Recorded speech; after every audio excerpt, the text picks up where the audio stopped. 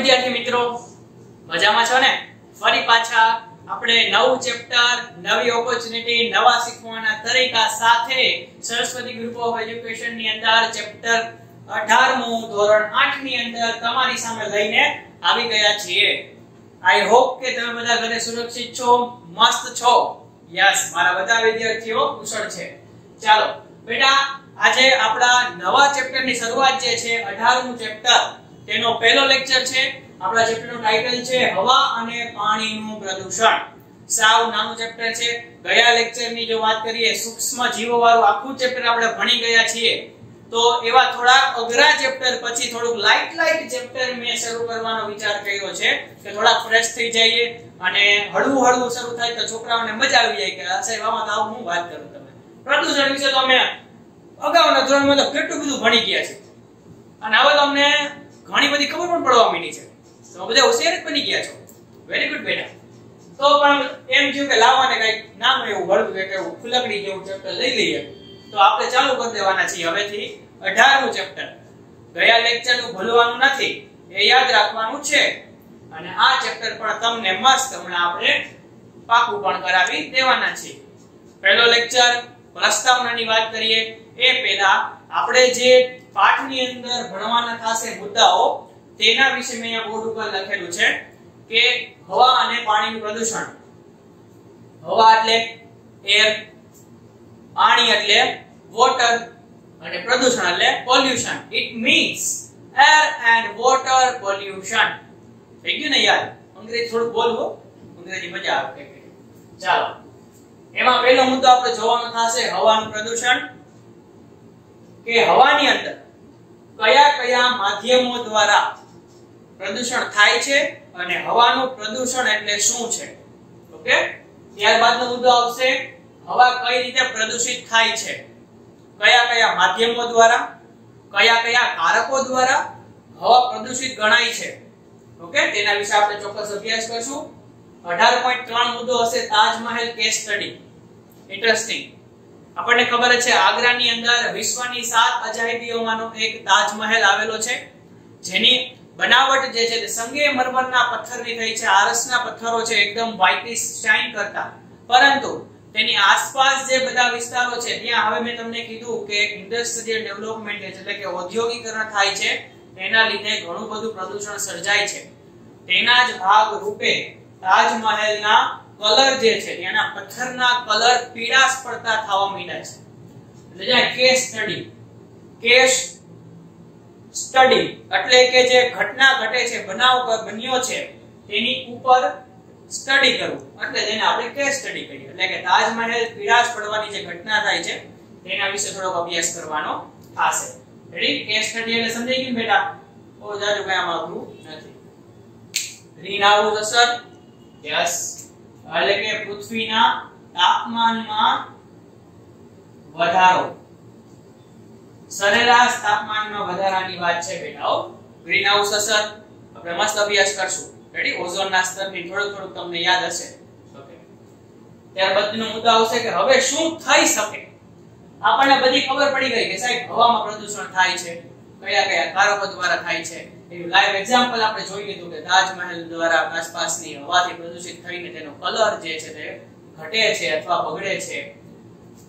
Green house અસર થાય છે, તાપમાનની અંદર વધારો થાય છે, ગરમીમાં વધારો થાય છે. ગ્લોબલ વોર્મિંગ પણ એક મુદ્દો આવશે, જેની અંદર નાનો એવો ફૂલકડી જેવો, બરોબર? ગ્લોબલ વોર્મિંગ એટલે કે તાપમાનમાં પણ વધારો થાય છે. બધું તો જાણી ગયા, પણ હવે આપણે શું કરશું સાહેબ, એના વિશેની વાત આપણે કરવાની થશે. ઓકે, તો હવાની વાત અહીંયા પૂર્ણ થાય છે. ત્યારબાદના મુદ્દા ચાલુ થશે જળ એટલે કે પાણી. તો એમાં બી સેમ, જળ પ્રદૂષણ શું છે, જળ પ્રદૂષણ કોને કહેવાય, એ બધા મુદ્દા. પાણી કઈ રીતે પ્રદૂષિત થાય છે, કયા માધ્યમો, હવામાં જેમ હતા એ સેમ અહીંયા આવશે. ઓકે, પણ થોડોક ફેર હશે. સ્વચ્છ પાણીની પ્રાપ્તિ એટલે કે પીવાલાયક પાણી આપણને કઈ રીતે પ્રાપ્ત થાય છે અને સ્વચ્છ પાણી કઈ રીતે મેળવાય છે. રેડી? એના વિશે અભ્યાસ કરશું કે આપણા ઘરે જે મહાનગરપાલિકા દ્વારા સ્વચ્છ પાણી આવે છે તો તેમાં કઈ પ્રક્રિયાઓ એ લોકો કરતા હોય તેના વિશે આમાં અભ્યાસ કરશું. અને અંતે શું થઈ શકે એમાં બી હશે કે પ્રદૂષણને અટકાવવાના છે, સ્વચ્છ પાણી પણ મેળવવાનું છે, મ્યુનિસિપલ કોર્પોરેશન દ્વારા કઈ પ્રક્રિયાઓ કરવામાં આવે છે એ પણ જોશું કે પહેલાના જમાનામાં કઈ રીતે પાણી જે છે તેને સ્વચ્છ કરવામાં આવતું હતું. કુદરત તો પોતાની પ્રક્રિયા કરતું જ હોય છે, પણ અહીંયા અમુક માનવ નિર્મિત પ્રક્રિયાઓ આપણે જોવાની થશે. ઓકે બેટા, આટલું સમજાણું બેટા તમને. આપણા મુદ્દા આટલા જે છે બોર્ડ ઉપર લખેલા તેટલા આપણે ડિસ્કસ કરવાના થશે. તો આપણે નવો જે પાઠ શરૂ કર્યો છે તેની નોટ તમારે બનાવવાની છે. ગયા ચેપ્ટર નું જે નોટ જે છે તેના પછી તમે ચાલુ કરી દેજો, વાંધો નહીં, બરોબર. પણ નવું ચેપ્ટર આપજો, ટાઇટલ આપજો, તારીખ આપજો, સેમ. અને આ મુદ્દા લખી લ્યો, કારણ કે આપણને ખબર પડે કે આપણે આટલા મુદ્દા જોવાના થશે. ઓકે બેટા, તો ચાલો આપણે સૌ પ્રથમનો મુદ્દો જે આપણા પાઠની શરૂઆત છે હવાનું પ્રદૂષણ, તેની પહેલા અમુક પ્રસ્તાવના આપેલી છે કે દિન પ્રતિદિન. પહેલા તો મુદ્દો તો આજ પહેલેથી જ કર્યો છે, કારણ કે અમુક લોકો જે ગયા હશે તેમને ખબર હશે કે સમયાંતરે આસપાસના જે ઉદ્યોગ જે છે તેના દ્વારા મુક્ત થતા ખરાબ વાયુના લીધે તેઓ આ તાજમહેલની સુંદરતાને બગાડે છે. કારણ કે જે વાયુઓ જે ઉત્પન્ન થાય છે તેની અંદર પ્રદૂષણના કણ રહેલા હોય છે અને તેઓ પથ્થર સાથે ચોંટી જાય છે અને તેને પીળાશ પડતો અથવા તેના કલરને ધૂંધળો કરે છે. આપણને ખબર જ છે કે હાલ આપણે ઘણી બધી મુશ્કેલીઓનો સામનો કરી રહ્યા છીએ, કારણ કે પ્રદૂષણ એ સૌથી વધારેમાં વધારે ગંભીરમાં ગંભીર કહેવાય ને એવી એક પ્રક્રિયા છે. પ્રદૂષણથી હવાનું પ્રદૂષણ, જળ પ્રદૂષણ, ધ્વનિ પ્રદૂષણ બધે લઈ લ્યો. તેને પ્રદૂષણ કરનારા કારકો જેને આપણે કહીએ ને મનુષ્ય તો પહેલા આવે છે. કારણ કે આપણને જો આસપાસની વાત નથી કરતો કે તમારા કોઈ પર્ટિક્યુલર રિજનની વાત નથી કરતો, આપણે અહીંયા પૂરા વિશ્વની વાત છે બેટા. પૃથ્વીના ક્યાંક ખૂણાની અંદર કેવું પ્રદૂષણ થતું હોય કોને ખબર હોય, અને જેનાથી આખા વિશ્વને ભોગવવું પડે. બની શકે એવું કોરોના વાયરસ એવું લોકો એમ માને છે કે વુહાન લેબ જે છે ચાઇનાની ત્યાંથી ફેલાણો. હવે હાલો એવું માની લઈએ કે ત્યાંથી ફેલાણો, પણ એ લોકો જે આ પ્રક્રિયા કરતા હતા આખી લેબની અંદર વૈજ્ઞાનિકોની જે ટીમ હતી તેઓ એ પ્રશિક્ષણ કરતા હતા, પણ એને એવી નહોતી ખબર કે જો એના આવા રિઝલ્ટના પરિણામથી આખા વિશ્વને હાહાકારીનો સામનો કરવો પડશે. પરંતુ આપણે જો અત્યારે પીડિત જે થઈએ છીએ તેનું કારણ પણ એ હોઈ શકે, અને આ જ વસ્તુ પ્રદૂષણના લીધે ભવિષ્યમાં ઉદ્ભવી શકે છે. અત્યારે હાલ પ્રદૂષણના લીધે આપણા ઇન્ડિયાની વાત કરીએ તો ઇન્ડિયાની અંદર આપણે વિકાસશીલ દેશ છીએ, આપણે ડેવલપ નથી. એટલા માટે આપણે ભારતને બેરોજગારી છે, અમુક ધનની અછત છે, એવો બધો સામનો કરવો પડે છે. પણ આપણે સંભળીને પોતાના ઉદ્યોગોની અંદર વિકાસ કરીએ છીએ, બેરોજગારી ઘટાડીએ છીએ, પણ તેના સામે પ્રદૂષણ વધુ થાય છે. આપણા ઉર્જાના જે સ્ત્રોતો છે તેની અંદર ઘટાડો થાય છે, કારણ કે જેમ માંગ વધશે, જેમ આવી રીતે આપણે વિકાસ કરતા જશું તો સામે આપણા રિસોર્સિસ છે ઘટવા જશે, પણ અને તેના નિકાલની પ્રક્રિયા ક્યાં કરવી? રેડી ને? સમજાય ને? આપણે અહીંયા જો જેતપુર છે, સુરત છે, આપણા રીજનની વાત કરીએ, જેતપુર સુરત, તો ત્યાં સાડીઓનો બહુ મોટો ઉદ્યોગ થાય છે સારો એવો, પણ તે ખરાબ પાણી જે બગડે છે તો તે લોકો તેને ઠાલવશે ક્યાં? સમજાય ને હું શું કહેવા માંગુ છું? યસ. તો બધી વેસ્ટેજ પ્રક્રિયા છે. કાશી છે, વારાણસી છે, ગંગા જે આખી ગંગા પવિત્રમાં નદી ગણાય છે આપણા ધર્મની અંદર, પણ તેની અંદરથી સૌથી વધારે પ્રદૂષિત ગંગા જે છે તેમાં કોઈનું નામ આવે છે. પ્રદૂષિત નદીની અંદર ગંગાનું નામ આવે છે, કારણ કે તેની અંદર લોકો મળદા જે છે તે નાખી દે છે, કચરો એટલો નાખીએ છીએ, એનો કોઈ કંટ્રોલ નથી હોતો. અસ્થિ વિસર્જન લોકોના થતા હોય. કુદરત બેટા પોતાની પ્રક્રિયા ચાલુ રાખે જ છે. હમણાં આપણે લોકડાઉનની અંદર ન્યૂઝ સાંભળ્યા હતા કે જે ગંગા નદીના જે પ્રદૂષણની અંદર ઘટાડો થયો, ગંગા આપમેળે સ્વચ્છ થવા માંડી. ઈવન હવાની વાત કરશું તો એમાં બી એ સેમ. ઘણા લોકોએ લોકડાઉનની અંદર માર્ચમાં ને એવા ચંડીગઢમાંથી પણ હિમાલયના દર્શન થતા હતા. તમે વિચાર કરો, પહેલા નહોતા થતા, પરંતુ ચંડીગઢથી હિમાલય દેખાય, કારણ કે હવા જે છે સ્વચ્છ થવા માંડી, શુદ્ધ થઈ ગઈ, એટલે વિઝિબિલિટી વધી ગઈ. ઘણીવાર શું થાય, આપણે સવારમાં શિયાળો હોય, ધુમ્મસ હોય તો કેમ આગળ આપણને દેખાય નહીં? કારણ કે ધુમ્મસ આવી જાય તો આપણી વિઝિબિલિટી જે જોવાની ક્ષમતા ઘટી જાય. એમાં જેવું હતું ત્યાં તો પ્રદૂષણ એટલું, કારણ કે વધારે બહુ મોટી મોટી જે કંપનીઝ જે છે તે પોતાનો પ્લાન્ટ ત્યાં નાખે છે, એનાથી પ્રદૂષણ પણ એટલું થાય છે. સમજાણું? પરંતુ કુદરત પોતાની રીતે પોતે સ્વચ્છ થઈ જાય છે બેટા, જ્યાં સુધી માનવ કે અન્ય કોઈ કારક એને પ્રદૂષિત ન કરે. તો નાનું એવું એક પગલું છે, એ સમજવાનું છે. તે પછી આપણે પ્રસારણની વાત કરીએ છીએ કે પહેલાના જમાનાની અંદર લોકોને જે આકાશ જે છે તે ફૂલ ટીમટીમાતું દેખાતું. આપણે અહીંયા સિટીઝ ની અંદર એવું ન બને, કારણ કે એક તો ધ્વનિ એટલી હોય, વાદળો એટલા હોય, પ્રદૂષણ એટલું હોય. હા, હજી ગામડાની અંદર અમુક વિસ્તારમાં એવું બને છે કે ચોખ્ખું આકાશ સ્વચ્છ તમને દેખાય છે. દરિયાની આસપાસના વિસ્તારોની અંદર તમને ચોખ્ખું આકાશ જોવા મળે છે અને હવા પણ સ્વચ્છ મળે છે. યસ બેટા. હવે અહીંયા લખ્યું છે કે ખોરાક વિના આપણે થોડા સમય પણ જીવંત રહી શકીએ છીએ. આપણે જે ખોરાક ખાઈએ છીએ તેમાંથી શક્તિ મેળવીએ છીએ, અમુક શક્તિ આપણે જે સ્ટોર કરીએ છીએ, પણ થોડાક સમય સુધી આપણે ખોરાક વિના રહી શકીએ છીએ, પરંતુ હવા વગર તો આપણે જીવંત રહી શકતા નથી. આ આપણને બધાને ખબર છે. આના એક્સપેરિમેન્ટ નો કરાય, ગુજરી જવાય. યસ, હવા વગર આપણે થોડાક સમય પણ રહી શકતા નથી, કારણ કે આપણા શરીરને હવાની ચોક્કસ પ્રમાણમાં જરૂરિયાત છે. એટલે જ આ સાદી વાસ્તવિકતા, કઈ વાસ્તવિકતા જા ઉપર લખીએ પેલો મુદ્દો, આ સાદી વાસ્તવિકતા આપણને વાયુનું મહત્વ એટલે કે હવાનું મહત્વ સમજાવે છે. શું બેટા, આની પહેલા મેં તમને કીધું, તમારા ટેક્સ્ટબુકમાં લખેલું વાક્ય છે કે ખોરાક વિના આપણે રહી શકીએ, પણ હવા વિના શું કરશું? કાંઈ નહીં. આ થોડી વાર નાક બંધ કરીને બેસજો, મુંજરો થવા મળશે, બધી સિસ્ટમ બંધ થઈ જાય. કારણ કે શરીરના કોષોને ઓક્સિજનની જરૂરિયાત છે. શરીરની બધી ક્રિયાઓ કરવા માટે ઓક્સિજનની જરૂરિયાત છે, અને એના થકી જ આપણને ઊર્જા મળે છે. ઊર્જા ન હોય શરીરમાં તો તે કામ કરવાનું નથી. હવા એ વાયુઓનું મિશ્રણ છે. જો બેટા, આ ખાસ યાદ રાખજો, હવાની અંદર અલગ અલગ ઘણા પ્રકારના વાયુઓ હોય છે. કયા વાયુઓ? સર, અહીં ધ્યાન આપો. ચલો, જેની અંદર 78% પ્રમાણની અંદર નાઇટ્રોજન વાયુ રહેલો છે, 21% પ્રમાણની અંદર ઓક્સિજન વાયુ રહેલો છે, જેને O2 વડે દર્શાવાય છે. નાઇટ્રોજનને N કેપિટલ N વડે દર્શાવી અથવા N2 વડે પણ દર્શાવી શકીએ છીએ. ઓક્સિજન જે છે તે બેટા આપણા જીવનની અંદર ખૂબ જ જરૂરિયાત ધરાવે છે. આપણે શ્વાસોશ્વાસમાં ઓક્સિજન અને કાર્બન ડાયોક્સાઇડ વાયુઓની આપલે કરતા હોઈએ છીએ. અન્ય વાયુઓ જેવા કે કાર્બન ડાયોક્સાઇડ એટલે કે CO2, રેડી? આ તો બધું તમને આવડે. આર્ગોન વાયુ, રેડી? Ag, મીથેન એટલે કે CH3 અથવા CH4 પણ અહીંયા ચાલે.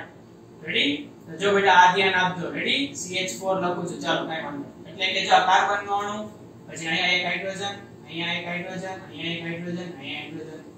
આ બધું તમારે કેમિસ્ટ્રીમાં આવે, પણ આ તમારે જરૂર નથી, હું તમને માહિતી માટે આપું છું. પાણીની વરાળ એટલે કે જેને સ્ટીમ આપણે કહીએ છીએ. તો આ બધા અન્ય વાયુઓ જે છે અંદર વાતાવરણની અંદર રહેલા હોય છે અને મિશ્રિત અવસ્થામાં હોય છે. તેમાંથી આપણી જરૂરિયાતનો ઓક્સિજન વાયુ આપણા નાકની અંદર પ્રવેશે છે, ત્યારબાદ આપણા કોષની અંદર પ્રવેશે છે, ઓક્સિજન અંદર આવે છે અને કાર્બન ડાયોક્સાઇડ શરીરની બહાર નીકળે છે. સમજાણું બેટા? એટલે કે વાયુઓનું જીવનની અંદર ખૂબ જ મહત્વ છે.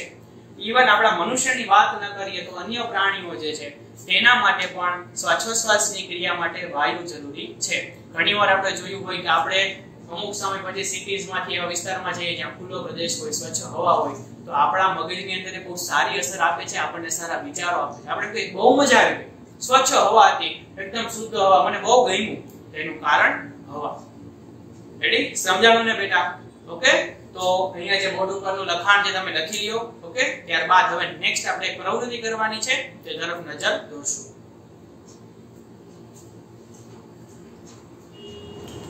ઓકે બેટા, તો હવે આપણે અભ્યાસ કરવાનો છે તમારી પ્રવૃત્તિનો કે જે આપણને ધુમાડાના પ્રમાણ વિશે ખ્યાલ આપશે.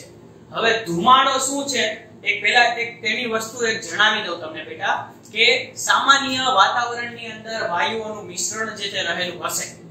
હવે આપણે એક ફઠી વિચારો તમે, ત્યાંથી સતત પ્રમાણની અંદર હવા મુક્ત થાય છે, દૂષિત હવા મુક્ત થાય છે ભઠ્ઠી દ્વારા.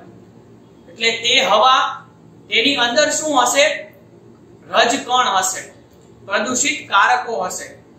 દાખલા તરીકે સપોઝ તેની અંદર કાર્બનના કણ છે, બરોબર, આપણે અહીંયા માની લઈએ કે ચાલો જો બેટા આ ભઠ્ઠી છે કોઈ, તો ભઠ્ઠીમાંથી સતત પ્રમાણની અંદર વાયુઓ જે છે તે નીકળે છે અને તેની અંદર કાર્બનનો કણ રહેલો છે.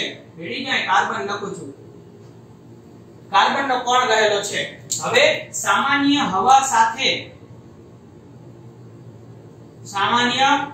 સાથે આ કાર્બનનો કણ જોડાઈ જાય અને હવાના જે માધ્યમ જે હોય છે તેને ઘટ બનાવે. હવે ઘટ હવા બની ગઈ એટલે આપણને વિઝિબિલિટી ઓછી થઈ ગઈ, જાડી હવા થઈ ગઈ અને જાડી હવા શ્વાસની અંદર લેવાતી નથી, શ્વાસમાં લેવાશે નહીં. સમજાણું શું થયું? જે દૂષિત હવા છે તેના ઘટકો સામાન્ય હવા સાથે મિક્સ થઈ જાય અને શુદ્ધ હવાને બગાડે, જેનાથી હવા જાડી થઈ જાય થોડી, એટલે તે આપણા શ્વાસની અંદર આપણે પ્રવેશ કરશે નહીં અને ઉલટાનું પ્રદૂષણ કરશે નોખું. કારણ કે હવા જાડી થઈ ગઈ એટલે એક તો પ્રદૂષણ થવાનું છે તે અલગ, સૂર્યના કિરણો જે અસર કરવાના હશે તે અલગ, બધા ફેરફારો થવા માંડે. ઓકે, ચાલો. તો અહીંયા એક ધુમાડાનું પ્રમાણ જે છે તેના વિશે લખેલું છે કે તેના વિશે ઉત્પન્ન કરતા સ્થાનો છે. ધુમાડા કઈ કઈ જગ્યાએથી ઉત્પન્ન થાય છે? તમારે એક પ્રવૃત્તિ છે કે તમારે એક અવલોકન કરવાનું છે કે આટલી જગ્યાએથી કેટલા પ્રમાણની અંદર ધુમાડો નીકળતો હશે. રેડી? આપણે કઈ આંકડાકીય માહિતીની જરૂર નથી, આપણે વધુ ઓછા વિશે જોવાનું છે. ધુમાડો ઉત્પન્ન કરતા સ્થાન, ભીડભાડવાળા રસ્તાઓ એટલે કે જ્યાં સતત પ્રમાણની અંદર માણસોના જે વ્હીકલ છે તેની અવરજવર, ઔદ્યોગિક વિસ્તારો, જો આ મેઇન મુદ્દો છે. કારણ કે ઔદ્યોગિક વિસ્તારની અંદર ઘણી બધી ફેક્ટરીઝ જે આવેલી હશે તેની અંદર સતત પ્રમાણની અંદર વાયુઓ મુક્ત થતા હશે. વ્યસ્ત ટ્રાફિક ચોકની અંદર ઊભા છે તો પી ગાડીઓ બંધ નહીં કરે, ખબર જ છે કે 120 મિનિટનું કલાક પાટિયું લાગી ગયું છે તોય મજા આવે. આપણા બાપુજીનું પેટ્રોલ ક્યાં ભરે છે? અમુક ને તો હોય ગાડી એક તો પાછી કોકની લઈ જાવી, પેટ્રોલ એક કોકનું લઈ જાવ, નુકસાન પાછું કુદરતનું બધાયનું કરવાનું. ગામડું અને નાનું શહેર બધી જગ્યાએ તમે જોશો કે ધુમાડાના પ્રમાણની અંદર ફેરફાર જોવા મળશે. શું જોવા મળશે બેટા? ફેરફાર. કોઈ જગ્યાએ ચોક્કસ પ્રમાણની અંદર નક્કી ચોક્કસ આટલો ધુમાડો નીકળે એવું બની શકે નહીં. ચડ ઉતર તો થાય રાખે, પરંતુ આવી બધી જગ્યાઓ એવી છે કે જ્યાં તમે ધુમાડો જોયો હશે. કેરોસીનની રિક્ષાઓ ફટફટ આવી જતો હોય ને વાહે આપણે નીકળાવે તો આપણે આમ ઉધરસ ખાઈને આમ સાઈડમાં જવું પડે કે હવે આ તો નહીં દે, હું વહી જાઉં નહીં તો હું મરી જઈશ. હા, એવું થાય. એટલે આવા બધા જે જગ્યાઓ તમે જોઈ હોય, કારણ કે તમે અનુભવી શકો છો કે ત્યાં એટલો બધો ધુમાડો હોય છે. આપણે મોઢું અને નાક પણ હવે તો ઢાંકેલા રાખીએ જ છીએ, પણ એની પહેલા એવો બધી આપણે વિસ્તારમાં જાય ને સીધા આપણે નાક આગળ કંઈક રાખી દઈએ, કારણ કે તે હવા આપણા શ્વાસની અંદર ન પ્રવેશવી જોઈએ. કારણ કે ખરાબ હવા સિસ્ટમમાં જાય તો આપણી સિસ્ટમની ખરાબ કરતી ને. યસ, તેનું અવલોકન શું નીકળે બેટા? કે અવલોકન એવું કહે છે કે વાતાવરણમાં ધુમાડાનું પ્રમાણ દરેક સ્થાને અલગ અલગ જોવા મળશે. કોઈ પણ જગ્યાએ ચોક્કસ ફિક્સ ધુમાડાનું પ્રમાણ નહીં હોય. એટલા માટે જ ધુમાડો જે છે તે એક મહાવાયુ પ્રદૂષક છે. જો અહીંયા મેં એક ચાર્ટ બનાવ્યો છે બહુ મસ્ત કે ધુમાડો છે, બરોબર? સપોઝ અહીંયા એક નંબર આપી દઉં છું. ચાલો, એક નંબર ધુમાડો. ધુમાડો ક્યાંથી આવ્યો? આ બધા વિસ્તારોમાંથી. કારક કોણ હતું? આપણે જ હતા. ભાઈ છેલ્લે જોજો હમણાં શું થાય. એટલે કે આ બધા કારકોમાંથી ધુમાડો નીકળ્યો, એ વાતાવરણની અંદર પ્રવેશ કરી ગયો. બીજો મુદ્દો વાતાવરણમાં પ્રવેશ. ધુમાડો બધોય મુક્ત થાય છે વાતાવરણની અંદર. હવે જો અમુક એવી સિસ્ટમ જે ડેવલપ થઈ છે, લોકો જાગૃત થયા છે કે હવાનું જે મુક્તિકરણ થાય છે એ પહેલા તેનું ફિલ્ટરેશન કરવામાં આવે છે, તેને સ્વચ્છ કરી દેવામાં આવે છે. એટલે કે તેની અંદરથી આવા જે કણ હોય ને બધાય કાર્બનના, અલગ નાઇટ્રોજનના, સલ્ફરના ને બધાને ખેંચી લે, પછી તેને હવામાં મુક્ત. જો કરે તો પાછા હવામાં જ વાતાવરણમાં પ્રવેશ થયો, જેનાથી શું થાય? હવા દૂષિત થઈ. ત્રીજો મુદ્દો શું થયો? હવા દૂષિત થઈ. દૂષિત એટલે ખરાબ અથવા બગડી ગઈ, રેડી? જાડી થઈ ગઈ. હવા દૂષિત થઈ ને જેનાથી શું થયું? સજીવને નુકસાન થયું અને નિર્જીવને પણ નુકસાન થયું. બંને સજીવ નિર્જીવ બંને નુકસાન થયું અને આ ઘટનાને વાયુનું પ્રદૂષણ કહે છે. ઓકે, કે સૌપ્રથમ ધુમાડો, ત્યારબાદ તે ધુમાડો વાતાવરણની અંદર પ્રવેશ કરે છે, તેના દ્વારા હવા પ્રદૂષિત થાય છે. સજીવ અને નિર્જીવને બંનેને નુકસાન થાય છે. હવા દૂષિત થઈ ગઈ એટલે આપણે મહિલા લોકોને ઘણીવાર સિરિયસ ડિસીઝ થાય છે બેટા આનાથી. રેડી, આ બહુ ગંભીર છે અને જેને આ ઘટનાને આપણે શું કહીએ છીએ? હવાનું પ્રદૂષણ કહીએ છીએ. સમજાઈ ગયું બેટા? આટલું વ્યવસ્થિત રીતે તમારી બુકની અંદર આટલું લખી લ્યો. તો આપણે જે હવે લેક્ચરની જે આજે પૂર્ણાહુતિ કરી દઈએ છીએ, બરાબર? આ તમે બધું જે બોર્ડ ઉપર વર્ડ છે હું બોલ્યો છું, આ ચાર્ટ આખો તમે લખી લ્યો. આવતા લેક્ચરની અંદર ચોક્કસ મળશું. આ લેક્ચરના નોટ્સ બનાવજો બેટા, બુક જે છે પૂરી કરી લેજો. ચાલો, best of luck and thank you very much.